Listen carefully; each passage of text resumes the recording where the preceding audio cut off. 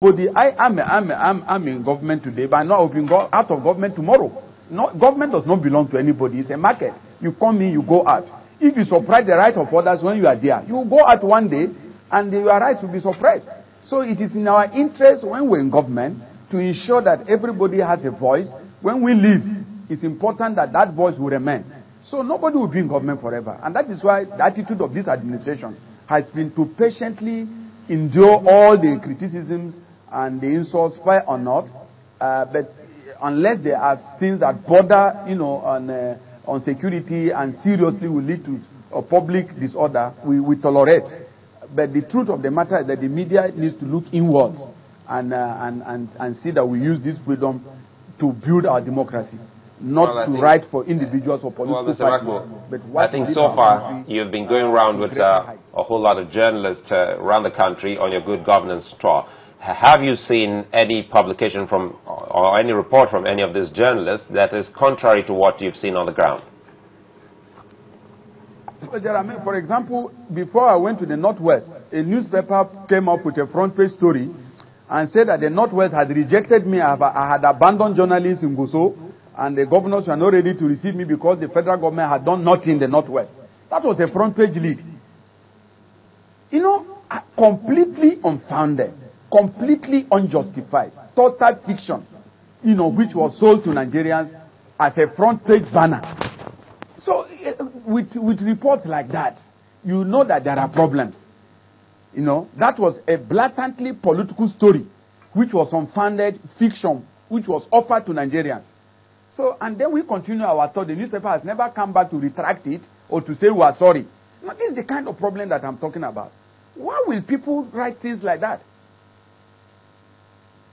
How will you say that the whole of northern Nigeria, the federal government has done nothing there, and the governors had rejected us?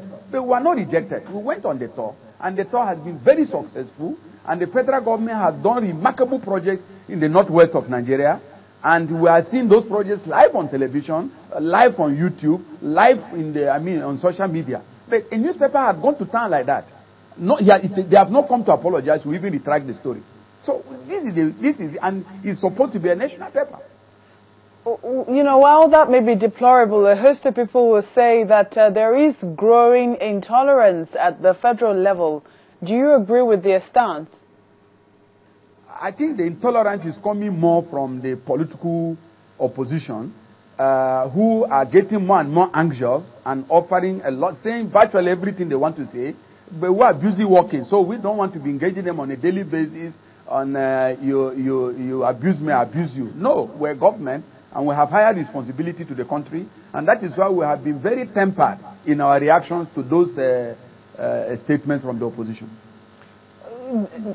Looking at the, say, sequence of events from the detention or is it the grounding of the aircraft of the Rivers State government and all the things that have happened in the aviation sector since then, would you say that they have sufficient grounds to say that the administration of President Goodluck Jonathan is becoming intolerant? Well, I think what is most important is to see whether the actions against the Rivers State government aircraft are groundless. That is the point. Are those actions groundless? Is it fiction? Is it arbitrary?